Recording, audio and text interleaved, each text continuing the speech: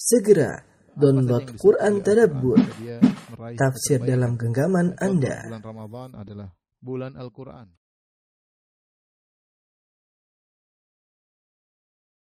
Bismillahirrahmanirrahim. Assalamualaikum warahmatullahi wabarakatuh. This meeting is being recorded. Alhamdulillahi ala ihsani wa syukru lahu ala taufiqihi wa amtinani. Wa asyhadu an la ilaha illallah wahdahu la syarika lahu ta'ziman li sya'nihi wa asyhadu anna Muhammadan abduhu wa rasuluhu da'ila ridwani. Allahumma salli alaihi wa ala alihi wa ashabihi wa ikhwani. Para hadirin yang dirahmati Allah Subhanahu wa taala serta majelis taklim dan nurs yang dirahmati Allah Subhanahu wa taala. Kita melanjutkan bahasan kita dari tafsir surat Yusuf dan kita sampai pada ayat yang ke-54 dan seterusnya. Pada pertemuan lalu telah kita jelaskan bagaimana akhirnya Imra'atul Aziz, ya, istri dari sang menteri, mengakui kesalahannya. Demikian juga para wanita yang pernah merayu Yusuf semuanya mengakui kesalahannya.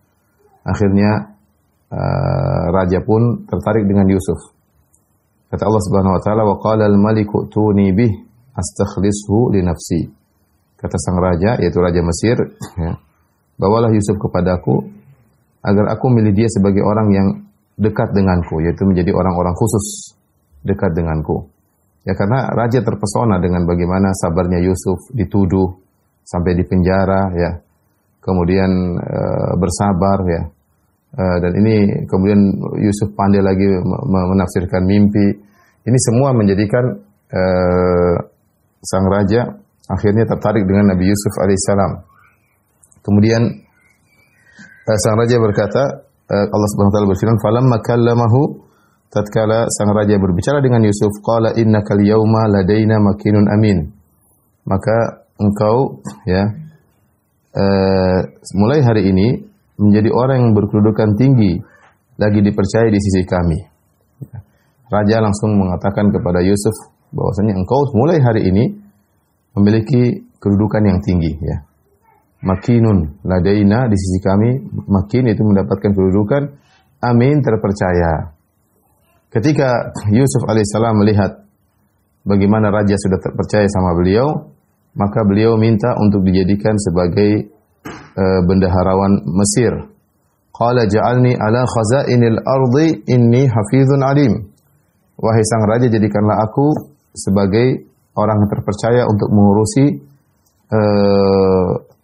harta bumi, ya. Ya, itu menjadi bendaharawan. Inni hafizun alim, sungguhnya aku adalah orang yang pandai menjaga, lagi pandai berpengetahuan. Wa kadzalika makkanna li Yusuf fil ardi yatabawwa'u minha haitsu yasha. Dan demikianlah kami berikan kedudukan kepada Yusuf di negeri Mesir. Dia berkuasa penuh pergi menuju kemana saja yang ia kehendaki di bumi Mesir tersebut. Nusibu bi rahmatina man nasya. Kami melimpahkan rahmat kami kepada siapa yang kami kehendaki. Wala nudhi'u ajral muhsinin. Dan kami tidak akan menyia-nyiakan pahala orang-orang yang berbuat baik. Wala ajrul akhirati khairul lil ladzina amanu wa kanu yattaqun. Dan pahala di akhirat lebih baik bagi orang-orang yang beriman dan orang-orang yang bertakwa. Ini apa yang terjadi setelah itu? Ternyata Yusuf alaihissalam disenangi oleh sang raja, kemudian diangkat menjadi memiliki kedudukan yang tinggi. Maka tatkala Yusuf tahu bahwasanya raja akan memberikan dia kedudukan, maka Yusuf alaihissalam minta agar dia dijadikan bendaharawan Mesir. Ya, ini boleh, kata para ulama, seorang menawarkan dirinya untuk menjadi pengurus, ya, menjadi pejabat, ya, jika memang dia diberi kesempatan, ya, dengan beberapa syarat tentunya. Yang pertama, tidak ada orang yang semisal dengan dia, maka boleh dia mengambil jabatan tersebut, bahkan dia boleh menawarkan diri. Dijelaskan oleh Syekh Utsaimin rahimahullahu taala, ya. Jadi tapi kalau ada orang yang lebih baik daripada dia, maka hendaknya dia tidak usah minta, biarkan saja orang lain, karena namanya jabatan adalah suatu amanah dan berat, ya, beban yang akan ditanyakan oleh Allah pada hari kiamat kelak. Ya, makanya Rasulullah SAW mengatakan, la tas'alil imarah, jangan minta jabatan, ya. Karena kalau kau minta jabatan, kau akan sulit menghadapinya. Tapi kalau kau dikasih, wa inta 'alaiha, maka kau akan ditolong oleh Allah Subhanahu wa taala. Yusuf kali ini dia minta jabatan. Pertama, memang dia sudah ditawarkan jabatan, cuma jabatan apa itu yang dia minta. Jadi bukan dia cari jabatan, raja memang sudah nawarkan dia jabatan. Setelah raja nawarkan dia jabatan, baru dia milih, saya ingin menjabat jadi bendaharawan Mesir. Yang kedua, Yusuf tahu bahwasanya alaihissalam tidak ada orang yang semisal dengan dia di Mesir. Dia beriman yang sang raja saja kafir, menteri-menterinya kafir ya, rakyat Mesir kafir ya. Yusuf alaihissalam beriman dan dia tahu tidak ada yang semisal dengan dia dalam keimanan dan dalam mengurusi jabatan tersebut. Yang ketiga, niat Yusuf alaihissalam ketika menjadi pejabat bukan untuk perkaya diri, bukan, sama sekali tidak. Beda dengan orang mencari jabatan untuk perkaya diri, tapi dia memikirkan kemaslahatan umum. Dia memikirkan kemaslahatan bagaimana dengan jabatan tersebut dia bisa berdakwah dan dia juga bisa memberikan kemaslahatan umum. Karena Yusuf setelah itu beliau berdakwah, ya. Beliau berdakwah setelah beliau menjadi seorang ya jabatan menteri bendaharawan negeri Mesir. Ya. Inilah hal-hal yang menjadikan pertimbangan bagi Yusuf alaihissalam. Akhirnya beliau menawarkan diri untuk menjadi bendaharawan Mesir. Dan kemudian yang keempat, beliau tahu bahwasanya beliau pakar dalam hal tersebut. Makanya beliau mengatakan, ini hafizun alim.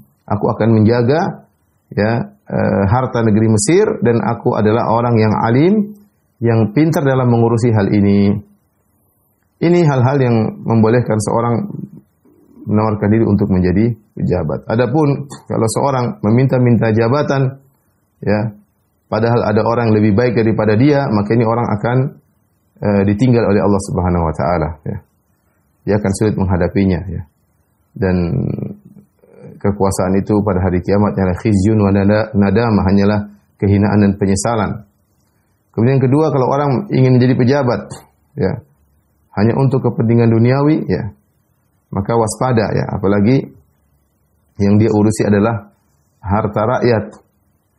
Yang dia urusi adalah harta rakyat, waspada. Dia menggunakan harta tersebut dengan penuh amanah. Adapun dia untuk perkaya diri, maka ini adalah perkara yang tercela dan ini tidak dilakukan oleh Nabi Yusuf alaihissalam. Inilah beberapa hal yang menjadikan Yusuf meminta untuk menjadi pejabat. Karena kenapa? Sebagian orang berdalil dengan kisah ini, bilang Yusuf aja minta jabatan. Kita bilang beda. Yusuf alaihissalam, ya, lihat tujuan dia, latar belakang kronologisnya bagaimana. Raja yang nawarin dia untuk jadi pejabat. Kemudian hanya tinggal memilih jabatan mana. Terus tujuannya apa? Bukan untuk kepentingan duniawi dia, tapi untuk dakwah, untuk kemaslahatan umum, ya. Bukan sebagian orang yang kemudian menawarkan diri, memuji-muji dirinya untuk menjadi pejabat dengan segudang janji. Ya, ternyata ujung-ujungnya menggunakan harta rakyat untuk kepentingan pribadi, dikorupsi dan yang lainnya. Waliyadzubillah. Entah bagaimana nasib mereka di akhirat kelak. Kata Nabi SAW, inna rijalan yatakhawaduna fi malillahi bighairi haq, falahumun naru yaumal qiyamah. Sungguhnya sebagian orang, mereka mengolah harta negara tidak pada tempatnya, maka bagi mereka api neraka pada hari kiamat kelak. Allah Subhanahu wa taala setelah itu menjelaskan, demikianlah kami, ya, memberikan kedua kali dzalika makanna li Yusuf fil ard. Kami memberikan kedudukan bagi Yusuf di bumi, maksudnya di bumi Mesir. Ya tabawwa'u min haitsu yasha. Dia kemana saja, singgah di mana saja terserah dia. Ya, raja memberikan dia kelapangan yang luas. Dia mau di sana, mau di sini, mengurus sana, mengurus sini. Subhanallah, dia bebas kemana-mana. Ibnu Qayyim rahimahullah menyebutkan ini adalah al-jaza' menyisil amal. Yusuf alaihissalam meninggalkan rayuan wanita Zulaikha dan teman-temannya untuk berzina.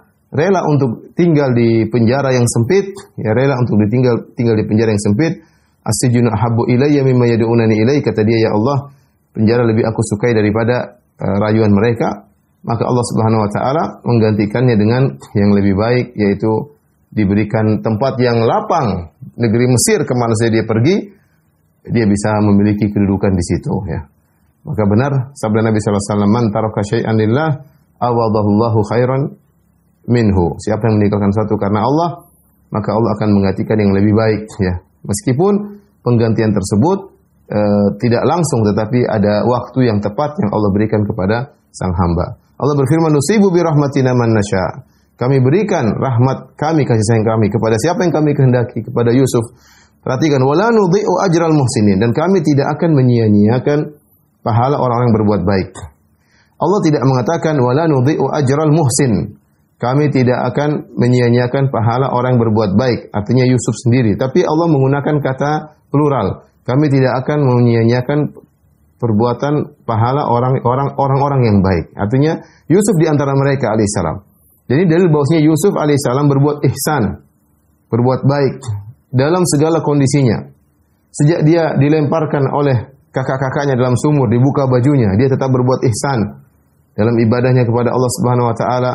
Kemudian ketika dia dijual sebagai budak, dia tetap berbuat ihsan. Ketika dia menjadi pembantu di rumah majikannya, dia tetap berbuat baik.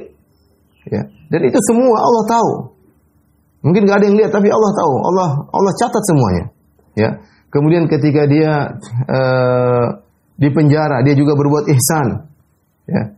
Maka semua kondisi Yusuf alaihissalam dari sejak awal dipisahkan dari ayahnya, dilemparkan dalam sumur, dijual jadi budak, kemudian jadikan pembantu, kemudian di penjara, beliau selalu berbuat ihsan, berbuat yang baik. Ihsan kepada Allah Subhanahu wa taala, ihsan kepada sesama, ya. Maka itu semua tidak akan terluputkan oleh Allah Subhanahu wa taala. Oleh karena ikhwan dan akhwat yang dirahmati Allah Subhanahu wa taala, kita berbuat saja, berbuat kebaikan. Ini semua tidak ada yang luput dari catatan Allah. Meskipun nggak ada yang lihat, kita ada kondisi masalah dengan siapa, kita menjadi pegawai, kita menjadi bos, kita menjadi apapun, kadang kita bersengketa, berbuat ihsan. Ya meskipun nggak ada yang lihat, Allah catat dan akan ada dampaknya di dunia sebelum akhirat. Ya makanya Allah mengatakan wala nudhi'u ajral muhsinin, kami tidak akan menyia-nyiakan ya ganjaran bagi orang-orang yang berbuat ihsan. Ya. Dan ini juga dalil bahwasanya orang yang berbuat ihsan di dunia, ya, dia akan diberi ganjaran oleh Allah di dunia sebelum akhirat. Maka merupakan persangkaan yang salah. Persangkaan bahwasanya kalau kita bertakwa kepada Allah, kita hanya mendapatkan ganjarannya di akhirat. Ini persangkaan yang salah. Terlalu banyak dalil bahwasanya Allah Subhanahu wa taala memberikan ganjaran di dunia sebelum akhirat. Lihatlah Yusuf alaihissalam. Allah berikan ganjaran kepada Yusuf alaihissalam atas ihsannya dia sebelum di akhirat. Di dunia sudah dikasih, dijadikan sebagai seorang bendaharawan terhormat di negeri Mesir. Tapi setelah itu Allah berfirman, "Wala ajrul akhiratu khairul ladzina amanu wa kanu yattaqun." Dan pahala akhirat lebih baik bagi orang yang beriman dan bertakwa. Ya, artinya Yusuf sebagai bendaharawan dihormati oleh satu negeri Mesir seluruhnya, dia berhak melakukan apa yang dia kehendaki, berpindah dari satu tempat ke tempat yang lainnya, itu sudah suatu yang luar biasa. Kekuasaan itu suatu yang luar biasa. Tetapi Allah menjelaskan bahwasanya ganjaran akhirat lebih baik daripada kekuasaan dunia. Ini hiburan bagi kita-kita atau sebagai kaum muslimin, kaum mukminat yang mungkin di dunia tidak mendapatkan apa-apa. Ya tidak mendapatkan apa-apa, hanya mendapatkan secercah sedikit dunia atau hidup dalam kondisi susah.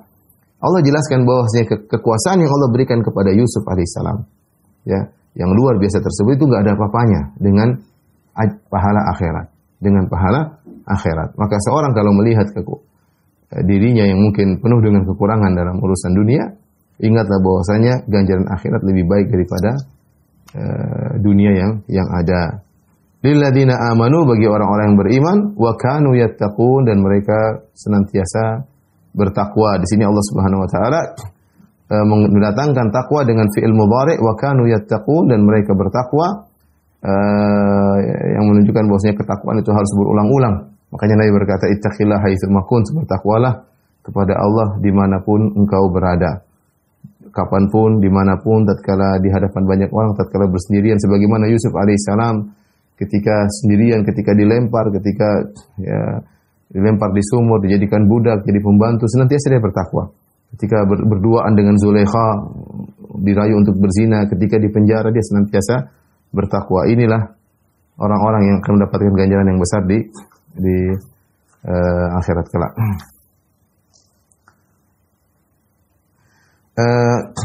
Di antara faedah yang bisa kita ambil ya dari ayat-ayat yang tadi kita sebutkan, bahwasanya takwa, iman dan ihsan, ya, takwa, iman, ihsan akan mendapatkan ya ganjaran yang besar yang Allah siapkan bagi orang yang beriman dan bertakwa. Dan kita bisa ambil juga bahwasanya ternyata kelebihan duniawi ya terkadang merupakan ujian yang berat dan terkadang sebab seorang diuji dengan ujian yang apakah dia bisa menghadapinya atau tidak. Dalam hal ini contoh Yusuf alaihissalam ya yang diberikan ketampanan oleh Allah Subhanahu wa taala, ternyata ketampanan tersebut merupakan sebab dia diuji, dirayu oleh para wanita dan akhirnya membuat dia dijebloskan dalam penjara ya. Ini menunjukkan bahwasanya kenikmatan yang Allah berikan bersifat agama itu lebih baik daripada kenikmatan yang Allah berikan bersifat duniawi. Kenikmatan yang Allah berikan bersifat duniawi ini terkadang menimbulkan permasalahan. Seperti tadi ketampanan. Ketampanan mungkin buat orang hasad kepada dia tadi bisa atau membuat dia mudah untuk terjerumus dalam maksiat ya, karena ketika dia tampan banyak wanita yang akan menggoda. Seandainya bukan Yusuf mungkin pada tergoda, tapi Yusuf alaihissalam yang Allah berikan ketakwaan kepadanya sehingga dia bisa menghindar dari godaan tersebut. Karenanya mungkin sebagian wanita mengatakan, kenapa saya tidak secantik dia, kenapa saya tidak sekaya dia. Ketahuilah bahwasanya dalam kenikmatan-kenikmatan tersebut banyak sekali ujiannya. Wanita cantik bukan ujiannya sedikit, ujiannya berat. Apalagi kalau dia tampil di hadapan banyak orang, ujian semakin berat. Potensi untuk dia bermaksiat semakin besar. Ya, mungkin ingin jadi inilah, ingin jadi terkenal, ingin jadi model, ingin jadi artis, ingin terbuka auratnya, banyak hal ya. Belum mungkin gonta-ganti pacar dan macam-macam. Potensi untuk dia bermaksiat semakin besar ketika nikmat semakin besar. Sama, mungkin ada sebagian wanita, kenapa saya tidak sekaya si fulana kaya, iya, tapi potensi ketika dia kaya untuk bermaksiat semakin besar ya. Pengen jalan-jalan, ingin hambur-hamburkan duit, ingin beli ini mewah, anu mewah, banyak yang itu membuat beban dia di akhirat kelak. Buat dia beban di akhirat kelak. Oleh karenanya apa yang Allah berikan kepada kita, kita syukuri ya. Kita syukuri dengan fisik yang ada, kita syukuri dengan kenikmatan yang ada, kita syukuri. Kita husnuzon dalam diri kita kepada Allah Subhanahu wa taala. Seandainya Allah berikan saya nikmat seperti si fulan dan si fulana, belum tentu saya bisa menghadapi. Siapa yang bisa bertahan dengan ujian yang dihadapi oleh Nabi Yusuf alaihissalam? Sebabnya apa? Dia tampan. Seandainya dia tidak tampan, dia tidak akan diuji dengan Zulaikha dan teman-temannya. Ya. Karenanya seorang mensyukuri ya apa yang Allah berikan kepada dia, dengan apa yang Allah berikan kepada dia, bisa jadi Allah menghindarkan dia dari berbagai macam fitnah dan ujian. Ini salah satu bentuk husnuzan kepada Allah Subhanahu wa taala. Kemudian juga faedah yang bisa kita ambil juga, Nabi Yusuf alaihissalam ketika menawarkan diri menjadi pejabat sebagai bendahara Mesir, dia mengatakan inni hafizun alim. Di sini Yusuf alaihissalam memuji dirinya untuk dia perkenalkan kepada sang raja bahwasanya saya hafiz, saya menjaga, saya amanah dalam urusan ini, apalagi urusan duit negara. Alim, dan saya adalah orang yang alim yang berilmu tentang masalah ini.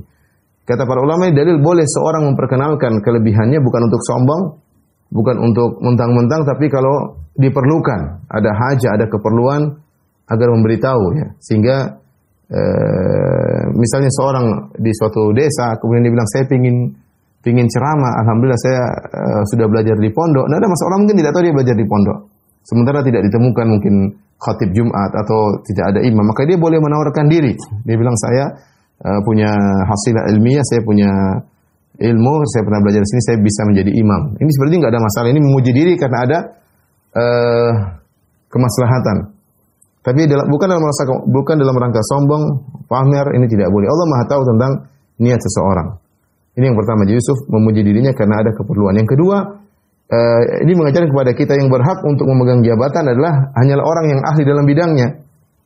Kalau tidak ahli dalam bidangnya, maka jangan coba-coba memegang jabatan, terutama jabatan di negara.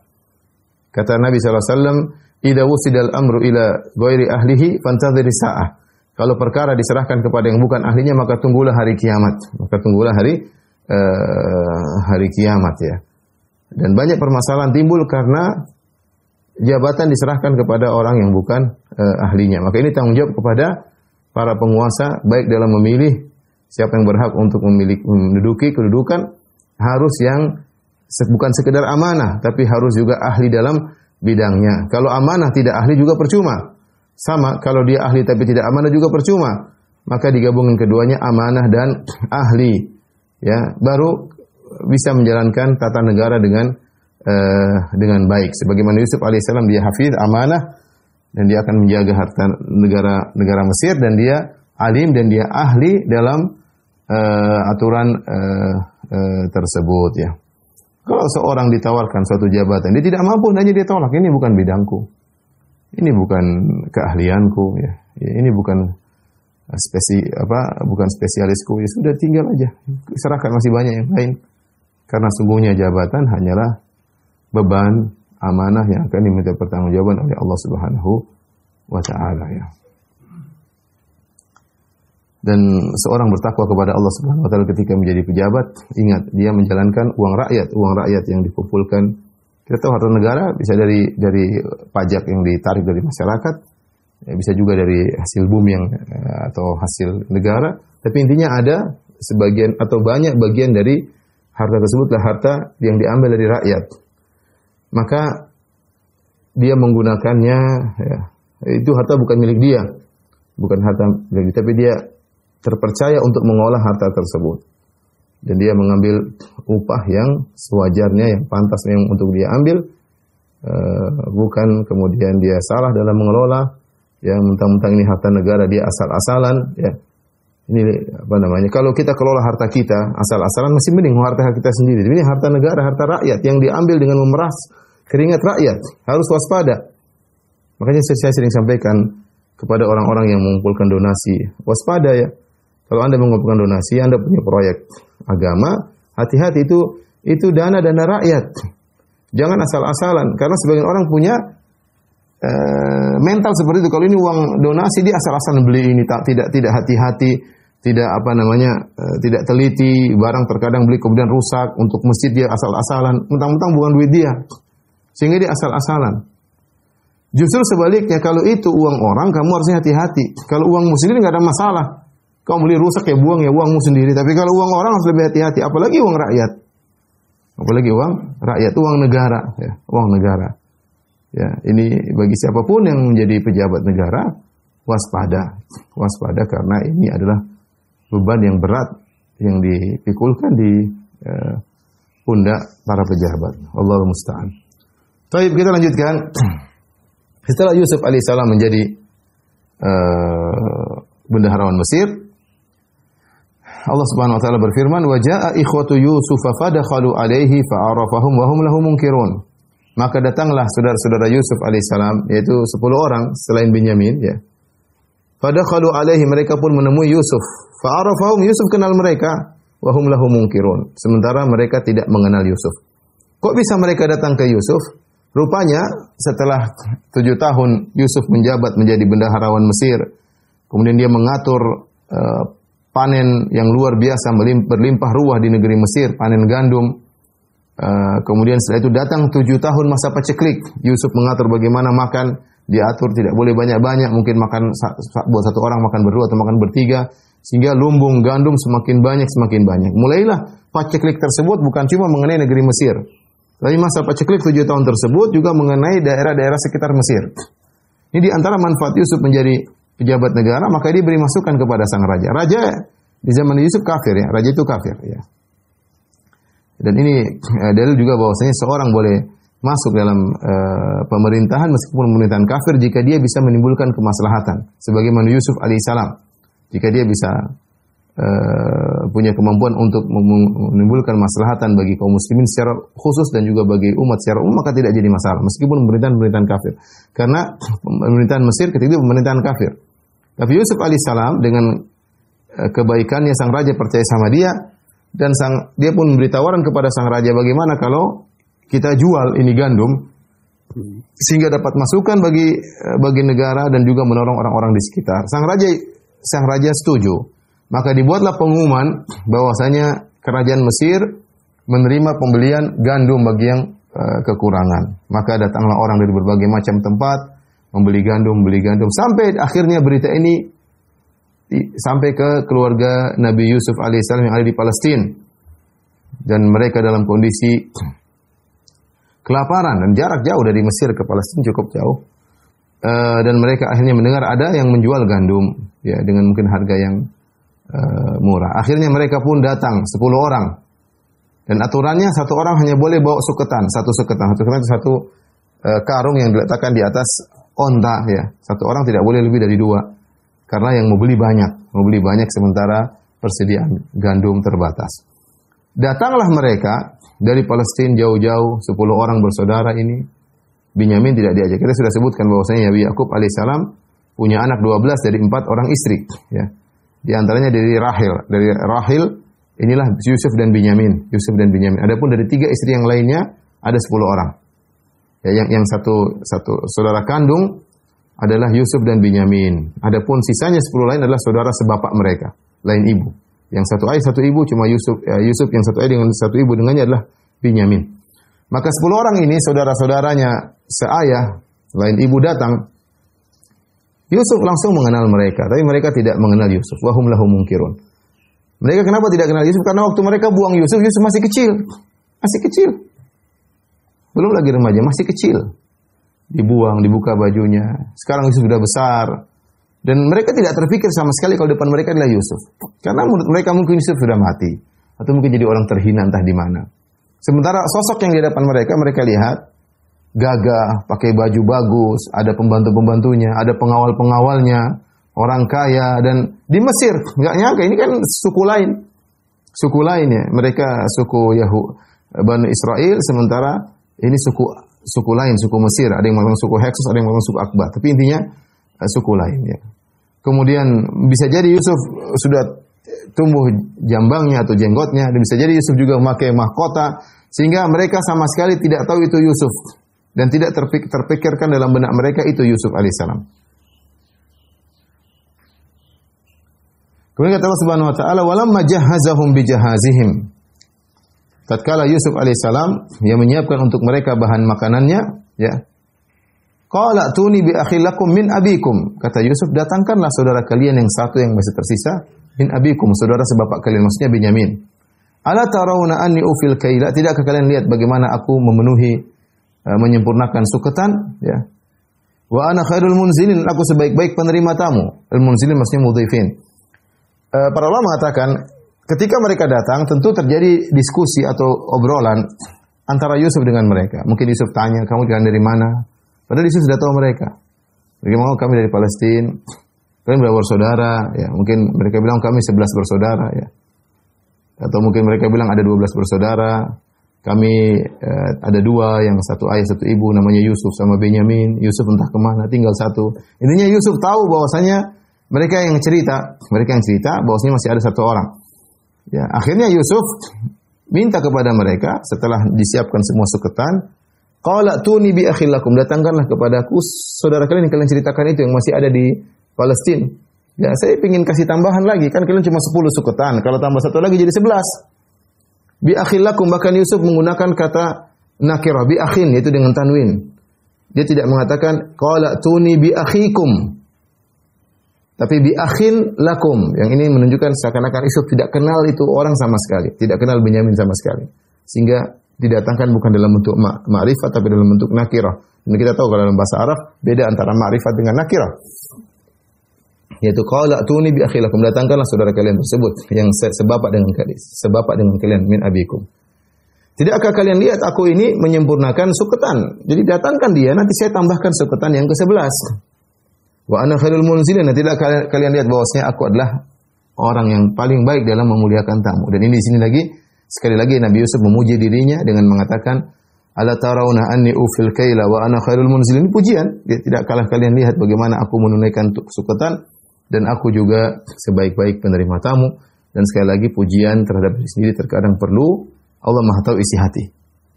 Ya, kita berusaha tidak memuji diri kita, tapi kalau ada keperluan, ada hajat yang untuk memperkenalkan diri kita, maka tidak mengapa ya. Tidak mengapa agar tidak disalah sangka, tapi hukum asalnya kita tidak usah lah. Ini Yusuf mengatakan demikian karena ada maslahat yang dia ingin cari. Kemudian lebih daripada itu Yusuf alaihissalam memberi ancaman, fa illam ta'tuni bihi fala kaida lakum 'indi wala taqrabun. Kalau kalian tidak mendatangkan saudara kalian tersebut Binyamin, fala kaida lakum, maka tidak ada lagi suketan untuk ronde kedua, enggak ada. Kalau gandum kalian habis, kalian jangan kesini lagi. Saya tidak mau kasih. Wala taqrabun, dan jangan kalian dekat-dekati aku lagi. Enggak ada. Sudah.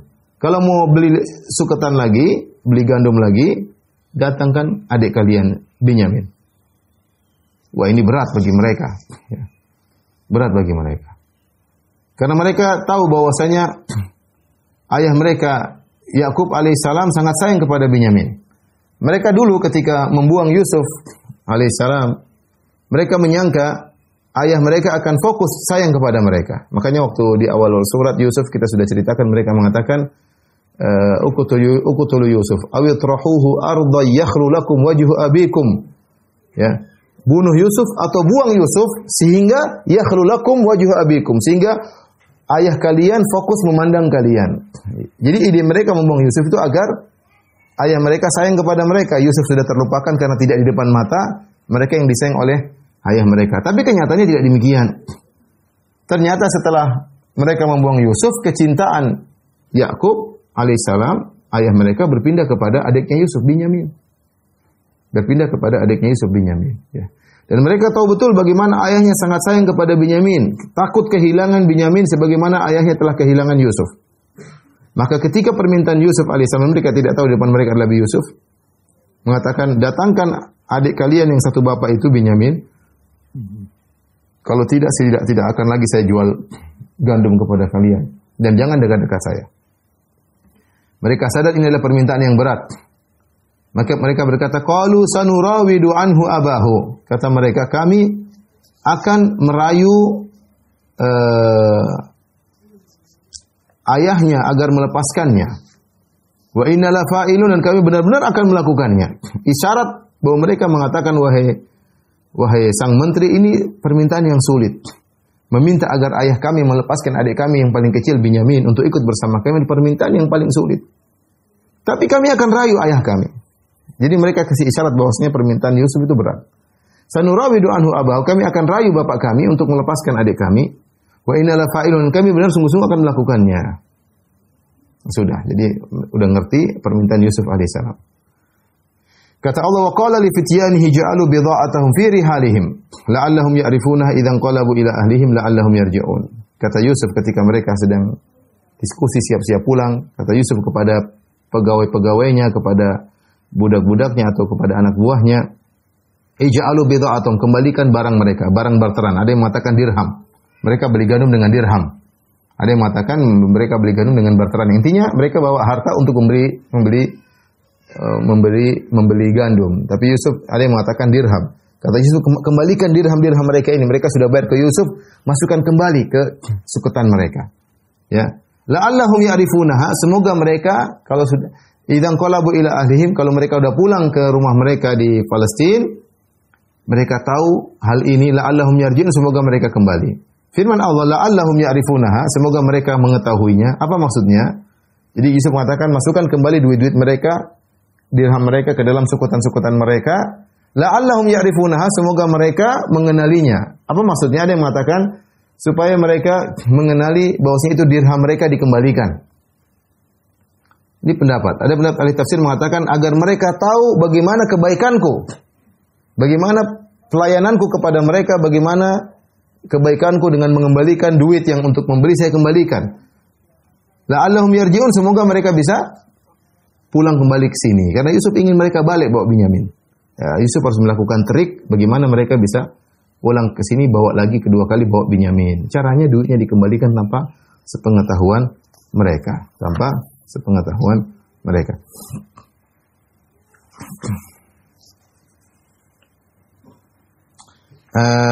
Dan ini ikhwan dan akhwat yang dirahmati Allah Subhanahu wa taala, zahir dari ayat-ayat yang tadi kita bacakan bahwasanya Yusuf alaihissalam langsung berhadapan dengan mereka. Yusuf yang langsung ngurusin pembelian sukutan tersebut. Tentu bagi yang lain mungkin Yusuf tidak selalu mengurusi karena pembeli banyak.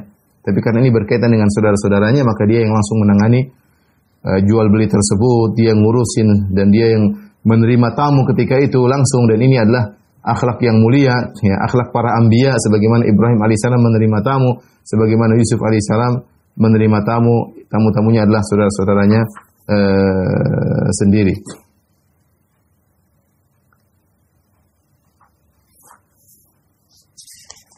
Taib, kita lanjutkan, ya.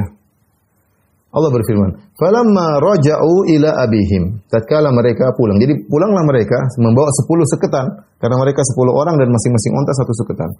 Pulanglah mereka dari Mesir menuju Palestina. entah berapa ratus kilo atau ribu kilo ya, yang jelas jauh. Falamma raja'u ila abi, mereka pulang ke Yakub. Ya. Yakub sendirian di Palestina ya, bersama anaknya Binyamin. Akhirnya mereka berkata, qalu ya abana muni aminnal kail. Mereka tidak dulu buka suketan, tidak turunkan dulu suketan, tidak. Mereka yang pertama mereka urusin langsung bagaimana minta izin agar Binyamin bisa ikut mereka pada perjalanan kedua kali. Karena mereka rasa ini sangat penting. Karena mereka terpesona dengan baiknya Yusuf. Belum dia apa-apain, maksudnya Yusuf baik, layani mereka langsung. Bagaimana kita kalau jual beli ya, bayangkan kalau kita pergi ke toko, kita beli, ternyata yang layani langsung owner toko tersebut. Bukan anak buah, owner langsung yang layani. Ngobrol langsung. Nah, mungkin dikasih hidangan, kasih apa, ngobrol langsung. Kemudian dikasih harga murah ya. Seseorang merasa, oh ini orang baik sekali, kita ini siapa, dia siapa. Ini yang mereka rasakan, pulang dengan penuh kekaguman kepada Yusuf alaihissalam. Sampai Yusuf mengatakan, wa ana khairul munzilin, aku adalah sebaik-baik penerima tamu. Ya. Dan aku ufil kaila, dan aku menyempurnakan sukutan kalian. Jadi mereka merasakan bagaimana baiknya Yusuf. Ini menteri, tapi langsung melayani langsung masalah jual beli, bahkan melayani mereka sebagai tamu. Sehingga pesan Yusuf, kalau mau kesini lagi harus bawa adik, selalu terbetik dalam benak mereka, selalu ada hadir dalam benak mereka. Sehingga mereka begitu pulang, yang mereka bahas langsung dengan ayah mereka bukan masalah apa-apa, masalah bagaimana sang adik bisa ikut mereka. Itu yang mereka bahas pertama. Makanya mereka berkata, ya abana muni aminal kail, wahai ayahanda, kami dilarang lagi untuk membeli suketan untuk kedua kalinya. Sang menteri kasih syarat, harus adik kita bawa. Fa'arsil ma'ana akhwana naqtal wa inna lahu lahafizun. Maka biarkanlah saudara kami pergi bersama kami bisa beli lagi suketan di sana. Wa inna lahu lahafizun, dan kami sungguh-sungguh benar-benar akan menjaganya. Kami sungguh-sungguh benar-benar akan menjaganya. Ya, mereka berharap agar Yakub alaihissalam melepaskan Binyamin. Apa kata Yakub? Qala hal amanukum alaihi illa kama amintukum ala akhihi min qabl. Apakah aku percaya kepada kalian? Ya. Itu terjemahannya yang lebih pas ya.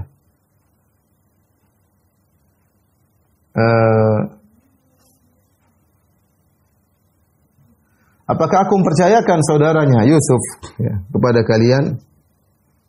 Illa kama amintukum ala akhihi min qabl. Kecuali sebagaimana aku telah percayakan saudaranya kepada kalian sebelumnya. Artinya, apakah aku percayakan Binyamin kepada kalian untuk kalian bawa, kalian akan jaga? Sebagaimana aku telah percayakan kalian untuk membawa saudaranya Yusuf sebelumnya, dan kalian berjanji untuk menjaganya, ternyata hilang. Nanti ini juga bisa hilang. Qala hal amanukum alaihi. Apakah aku mempercayakan kalian kepada Binyamin? Dan sebelumnya aku telah percayakan kalian, ya, percayakan Yusuf kepada kalian, ternyata Yusuf hilang. Ini kalau saya percayakan Binyamin kepada kalian, nanti hilang juga. Fallahu khairun hafidha, dan Allah lebih baik penjagaannya daripada kalian. Wa huwa arhamur rahimin, dan dia sebaik-baik Maha Penyayang dari yang menyayangi. Ya, dan dia Maha Penyayang dari yang menyayangi. Apa maksud perkataan Yakub alaihissalam ini? Sebagian ahli tafsir memahami bahwasanya Yakub alaihissalam tidak menolak, tapi dia hanya memberi peringatan ya. Dia setuju, tapi dia beri peringatan bagaimana ini ya. Nanti hilang lagi, intinya seperti itu. Yusuf dulu hilang, Binyamin hilang lagi. Dan seakan-akan Yakub kasih peringatan, bukan kalian yang jaga kalaupun Binyamin tidak hilang. Fallahu khairun hafidha. Allah yang menjaga, bukan kalian. Wallahu khairun hafidha. Maka isyarat dari perkataan Yakub bahwasanya dia tidak mengapa, silakan ambil adik kalian bawa pergi. Oleh karenanya sebagian perkataan Tahir bin Ashur rahimahullahu taala, setelah itu mereka tidak mendebat ayahnya, tidak mengatakan ya ayah lepasin dong, ya ayah lepasin dong.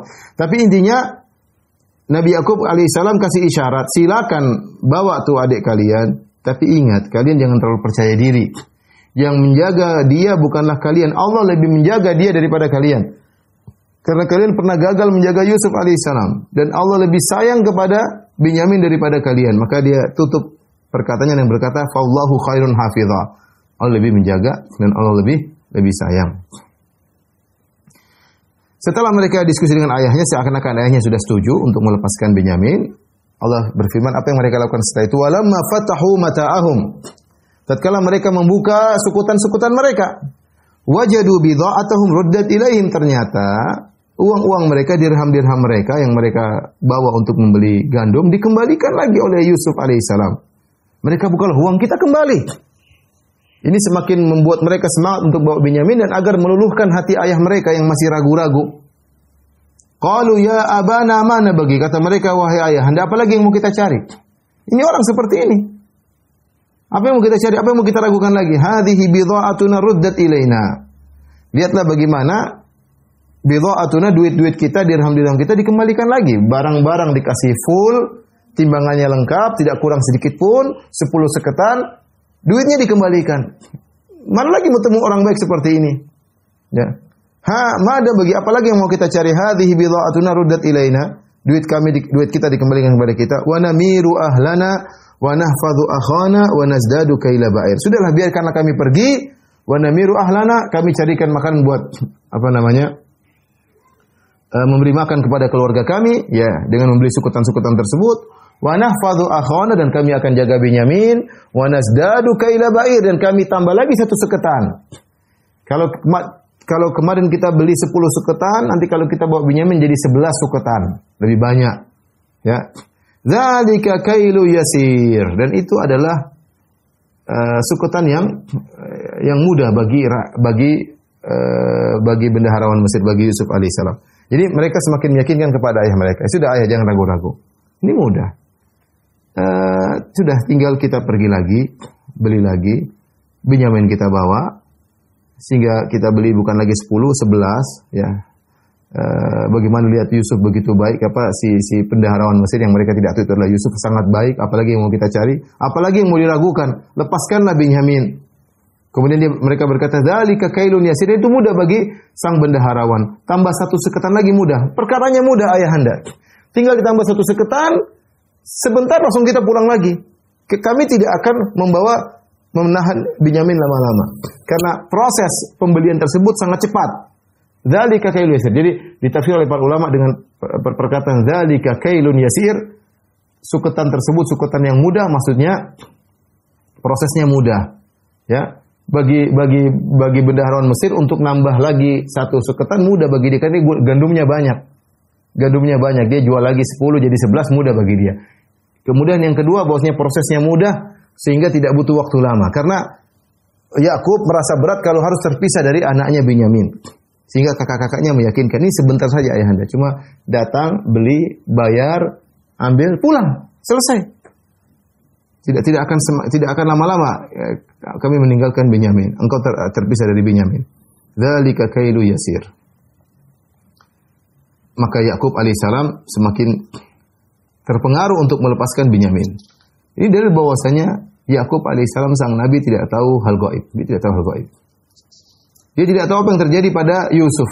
Tidak tahu bahwasanya bendaharawan yang jualan sukutan itu adalah anaknya Yusuf yang dia cari-cari. Dia tidak tahu sama sekali. Tidak terbetik dalam benaknya perkara gaib. Yusuf pun ketika bikin trik bahwasanya siapa tahu mereka kembalikan duit, siapa tahu mereka kembali. Yusuf juga tidak tahu apa yang terjadi, makanya dia mengatakan la'allahum ya'rifunaha idzan qalabu ila ahlihim la'allahum yarji'un. Semoga mereka mengerti kebaikanku dan semoga mereka kembali. Pakai kata semoga karena ini juga hal gaib.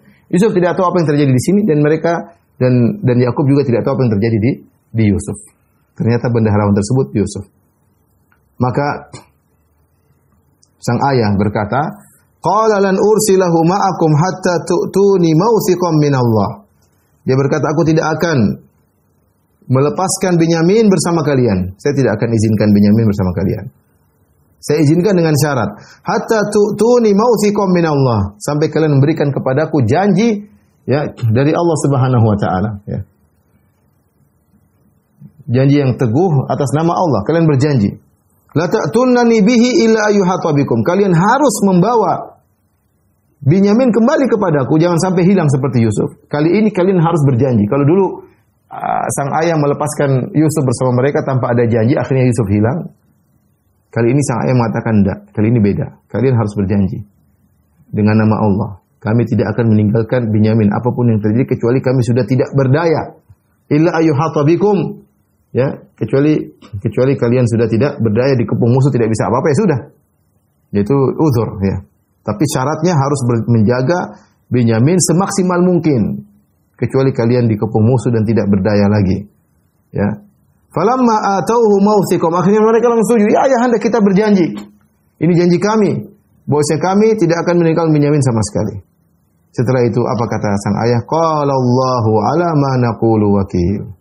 Kata sang ayah, ya, Allah adalah saksi terhadap apa yang kita ucapkan ini. Ini kesepakatan, ini akad. Akad antara aku dengan kalian.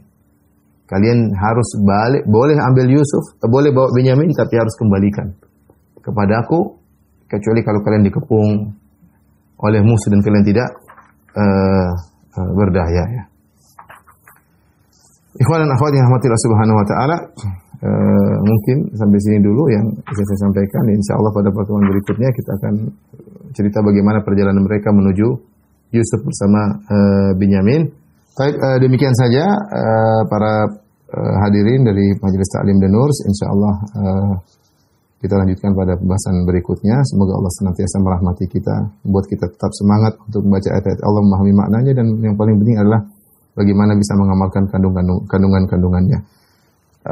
Segala kekurangan saya mohon maaf. Wabillahi taufiq wal hidayah. Assalamualaikum warahmatullahi wabarakatuh.